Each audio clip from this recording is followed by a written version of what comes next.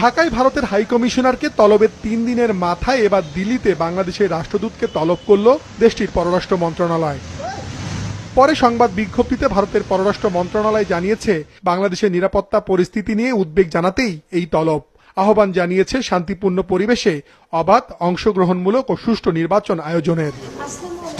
বিকেলে পররাষ্ট্র উপদেষ্টা বলেন, নির্বাচন নিয়ে প্রতিবেশীরা নসিহত করার চেষ্টা করছে, ভারতের উপদেশ গ্রহণযোগ্য নয়। বাংলাদেশে নির্বাচন কেমন হবে এটা নিয়ে আমরা আমাদের প্রতিবেশীদের উপদেশ চাই।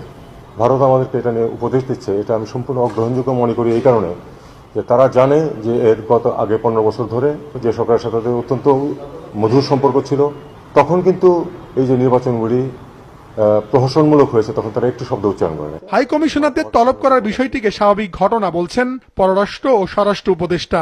এটা খুব অপ্রত্যাশিত না, সাধারণত এটা ঘটে, একজনকে ডাকলে আরেকজনকে ডাকা হয়। ভারতের সাথে টানা পয়েন্ট ছিল, এটা মেনে নিয়েই আমরা সবসময় বলে আসছি যে আমরা একটা গুড ওয়ার্কিং রিলেশন চাই। আমার মনে হয় আমরা দুই পক্ষ মিলিয়ে হয়তো অতটা এগোতে পারিনি, যে কারণে টানা পয়েন্টটা রয়ে গেছে। আমরাও কিছুদিন আগে তাদের তলব করছিলাম, আপনারা জানেন।